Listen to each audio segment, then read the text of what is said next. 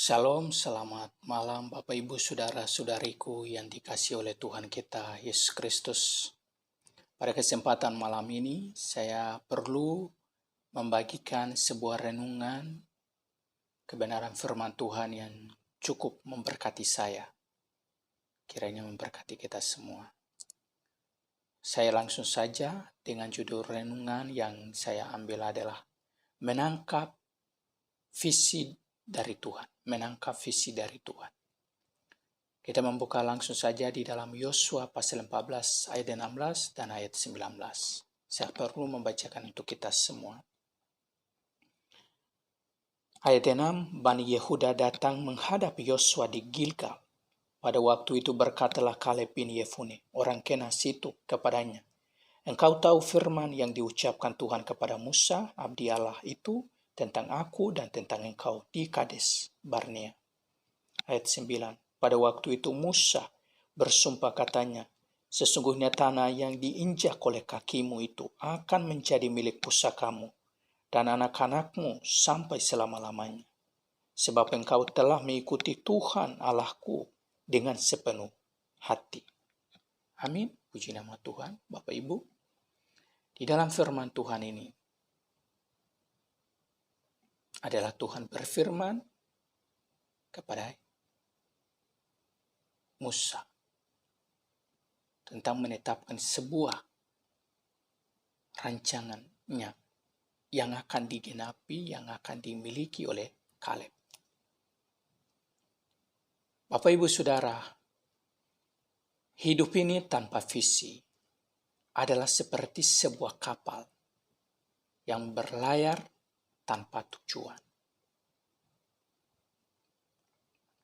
Banyak orang yang memiliki kehidupan tanpa visi, sehingga pola kehidupan hanyalah sebuah rutinitas, tanpa hasil akhir atau goal yang jelas. Bapak Ibu, tanpa sadar atau tidak sadar, kita kadang merasakan demikian kehidupan seperti itu. Biasanya orang-orang seperti ini tanpa visi, hidupnya tanpa visi, hanya sibuk dengan urusannya sendiri. Betul? Hanya sibuk dengan urusannya sendiri tanpa peduli dengan orang-orang di sekitarnya. Jadi, orang yang tidak memiliki visi yang jelas pasti sibuknya dengan urusannya sendiri dan tidak peduli dengan orang-orang di sekitarnya, dengan masyarakat, dengan keluarga, atau dengan siapapun. Menjadi individualisme dengan dirinya. Nah,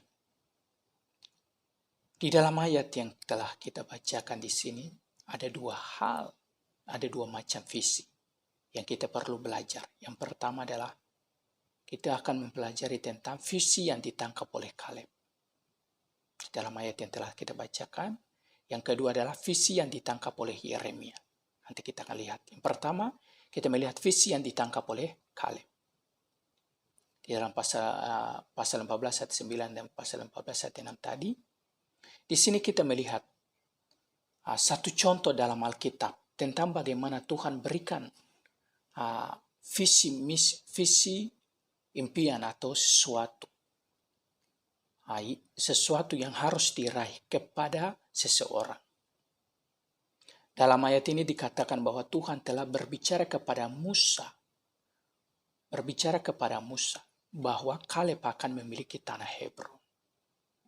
Bapak Ibu, di dalam ayat ini mengajarkan kita bahwa Kaleb sebelum memiliki berkat, sebelum mencapai goal, sebelum mencapai tujuannya, Tuhan sudah telah menetapkan bagi dia.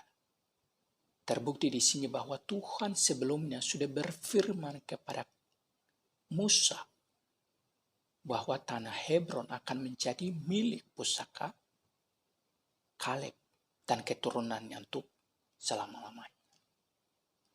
Dalam hari ini Bapak Ibu Saudara kita melihat bahwa dalam hidup ini Tuhan begitu mendesain hidup kita sedemikian rupa Tuhan sudah menetapkan masa depan. Tuhan sudah menetapkan apa yang menjadi impian, apa yang menjadi tujuan, apa yang menjadi keberhasilan. Tuhan sudah mendesain, Tuhan sudah menyiapkan itu semuanya. Sehingga kita mengerti bahwa sebenarnya segala sesuatu yang terjadi dalam hidup kita ini bukan suatu kebetulan. Tapi semuanya adalah seizinnya Tuhan. Semuanya di atas rancangannya Tuhan. Karena Tuhan sudah mendesain itu bagi kita. Kalau seperti itu, apa yang kita banggakan, apa yang kita sombongkan di dunia dalam hidup ini? Tidak ada. Semuanya Tuhan yang berikan bagi kita. Tuhan yang rancangkan buat kita. Bapak Ibu Saudara dalam ayat ini, dan kita harus mengerti bahwa ini tidak hanya terjadi kepada Kaleb, melainkan untuk semua manusia, termasuk Bapak Ibu Saudara dengan saya. Tuhan sudah menetapkan sesuatu yang harus kita raih dalam hidup ini.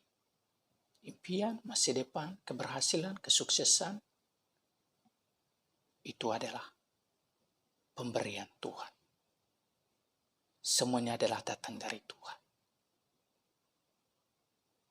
Sehingga sebenarnya kita tidak perlu sombong dengan apa yang kita punya, yang akan kita miliki, yang akan kita raih.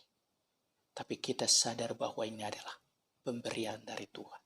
Kalau pemberian dari Tuhan, kita gunakan dengan baik dan kita kembalikan untuk hormat dan kemuliaan nama Tuhan Yesus Kristus. Bukan membuat kita menjadi sombong, menjadi tinggi, membuat kita menjadi hebat, tapi justru kita harus memuliakan nama Tuhan, meninggikan nama Tuhan, merendahkan diri dan memuliakan nama Tuhan. Itu yang perlu, penting dalam hidup kita. Itu visi yang ditangkap oleh Kaleb. Yang pertama, kita melihat ke Yeremia. Visi yang ditangkap oleh Yeremia.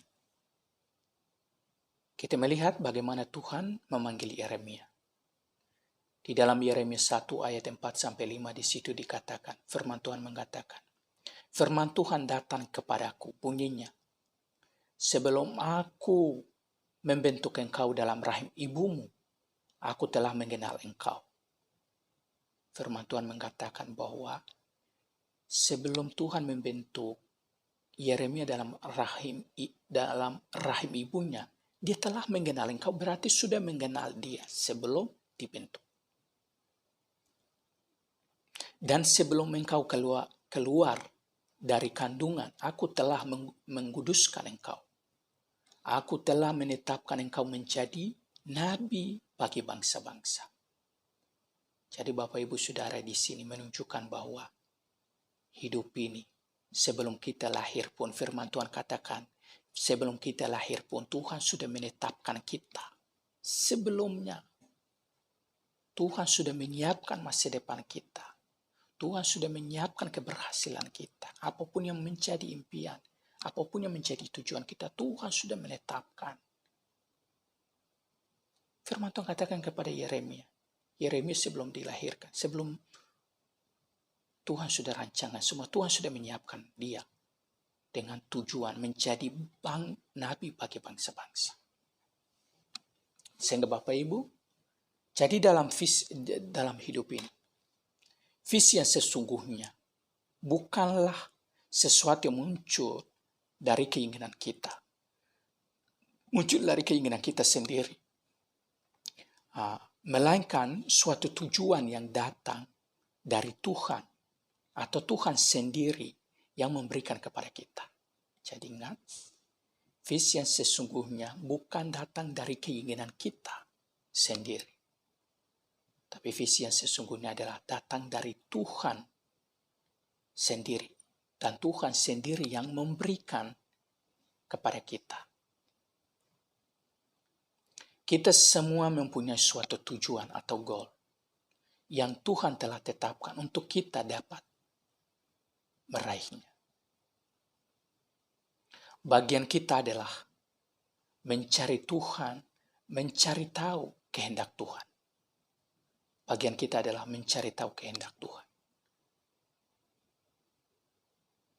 Mencari tahu kehendak Tuhan yang secara khusus itu bagi kita. dan melakukannya dengan penuh ketatan.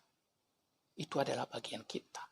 Jadi bagian kita adalah kita mencari kehendak Tuhan dan melakukannya dengan penuh ketatan. Kita tahu bahwa semua Tuhan siapkan, Tuhan sudah desain, Tuhan sudah buat semua untuk kita. Tapi Tuhan juga inginkan kita sebuah tindakan. Tindakan kita adalah mencari kehendak Tuhan. Bagaimana caranya kita mencari kehendak Tuhan?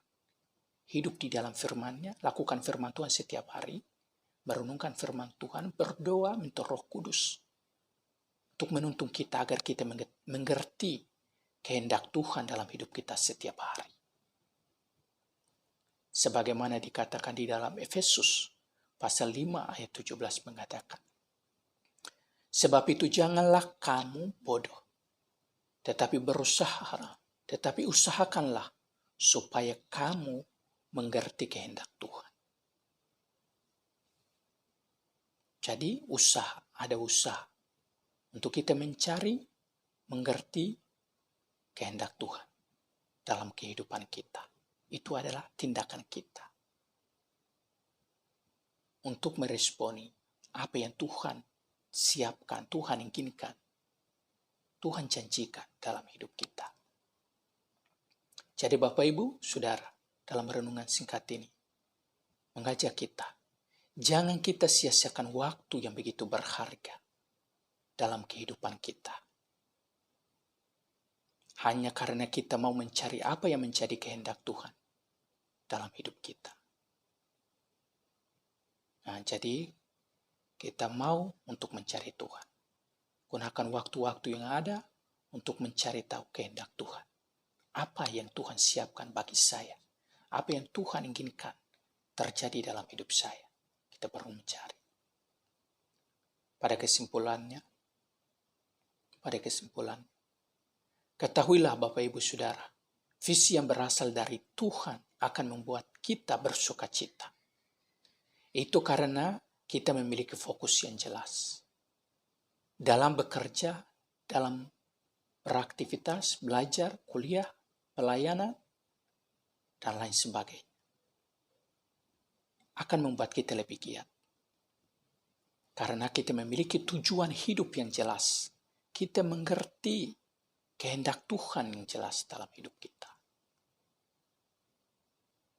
Dan itu yang akan menggerakkan kita untuk membuat sebuah perencanaan yang terukur dan pastinya akan membawa kita untuk bisa memandang wajah Tuhan setiap hari atau mengerti kehendak Tuhan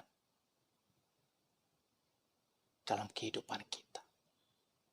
Amin. Firman Tuhan singkat yang dibagikan kiranya boleh menjadi berkat bagi kita semuanya. Sekian, Tuhan Yesus memberkati kita semuanya.